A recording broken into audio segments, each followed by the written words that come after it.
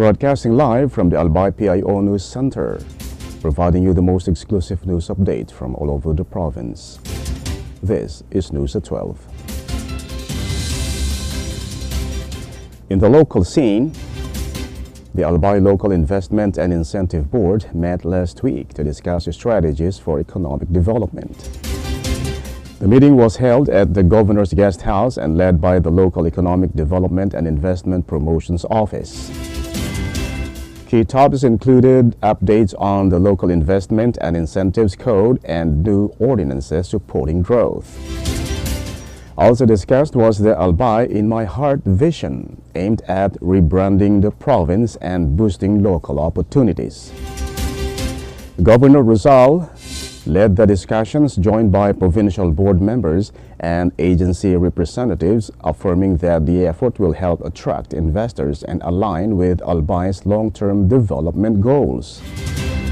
Among the officers present were Local Economic Development and Investment Promotions Office, Provincial Tourism, Culture and Arts Office, Public Employment Service Office Albay, Albay Provincial Agriculture Office, and national agencies like Department of Trade and Industry and Department of Interior and Local Government.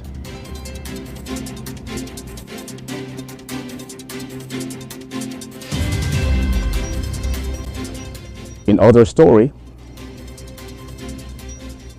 Albay 1st District's board member, Attorney Sheena Marie Onrubio de la Cruz, is supporting the new provincial eye clinic in Tabaco, which operates at the Dr. Lorenzo P. Siga Memorial District Hospital. Onrubio de la Cruz said that the facility fulfills a long-standing goal of accessible eye care for Albayanos, and its first cataract surgery marks a medical milestone and a symbol of hope.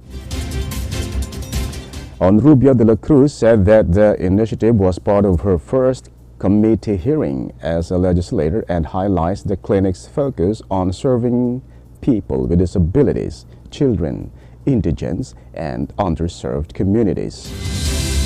Outpatient services include eye refraction and comprehensive eye exams, while surgical procedures cover cataract removal, pterygium surgery, lens implantation, and more. All services are free of charge, covered by PhilHealth benefit packages.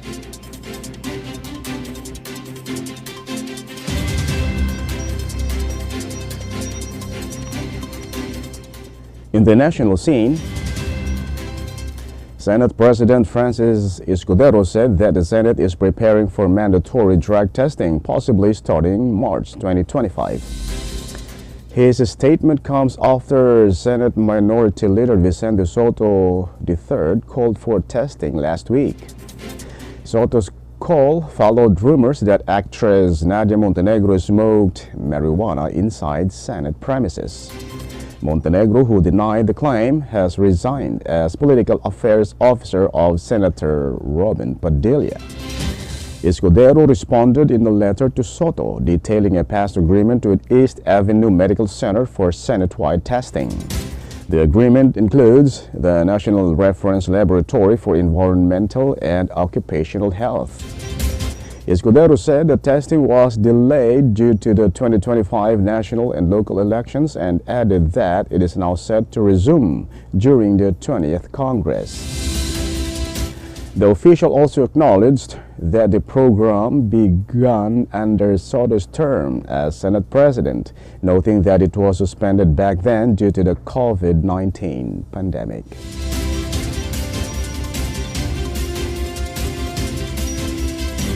In other story, LTFRB Chairman Teofilo Guades III said more data is needed before acting on the proposed 1 peso fare hike. The statement came during a hearing Monday on the request for a 1 peso provisional fare increase.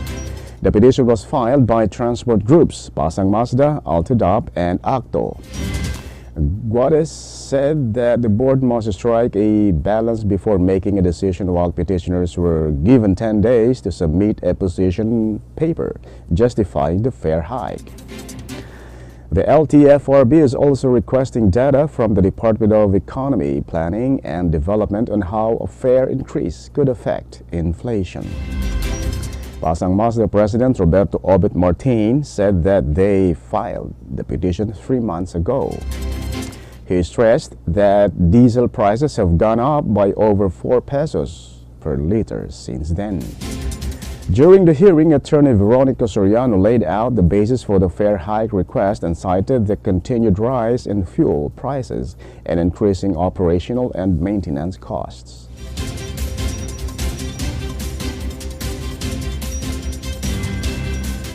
In other news, the Philippine National Police will deploy about 10,000 officers to secure the Bangsamoro Autonomous Region in Muslim Mindanao, ensuring safe and orderly elections on October 13. PNP Chief General Nicolas Torre announced this during a press briefing at Camp Crame on Monday. A region-wide gun ban will be in effect from August 14 to October 28 as mandated by the Commission on Elections. COMELEC also prohibits the suspension of local officials and the transfer of civil service workers without its approval during the election period.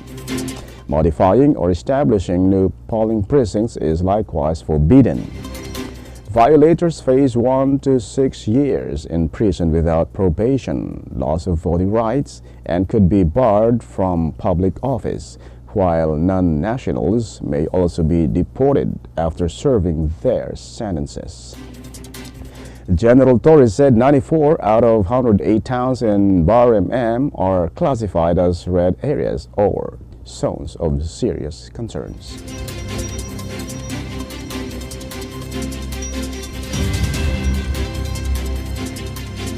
And in the news outside the country,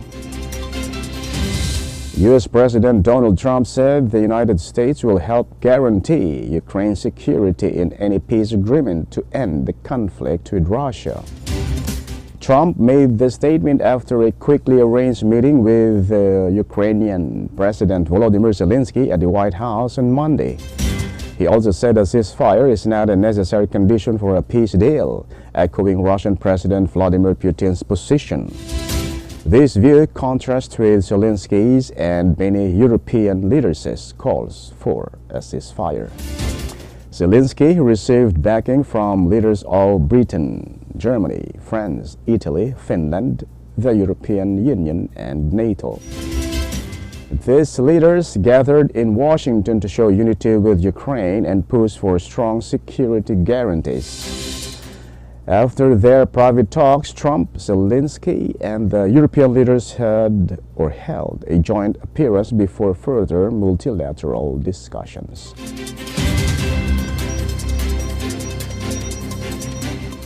And finally, in the news outside the country, Hamas has agreed to a new ceasefire proposal for Gaza after more than 22 months of conflict. The announcement came from a senior Hamas official on Monday. Mediators from Egypt and Qatar, with U.S. support, have been working to achieve a stable truce. Hamas showed willingness to engage in talks following a first offer from the mediators. According to an Egyptian news report, the plan includes a 60-day preliminary ceasefire and involves a limited release of hostages and freeing certain Palestinian detainees. The proposal aims to improve aid access to Gaza and comes more than a week after Israel's Security Cabinet approved plans to take control of Gaza City and nearby refugee camps. The move has sparked international outrage and local protests. And that's all for the news at 12, August 20, 2025. We'll be back tomorrow for more news updates. Thanks to our news writer, LJ Lurejo and Leah Guazan. And on the technical side, Chad Bobis.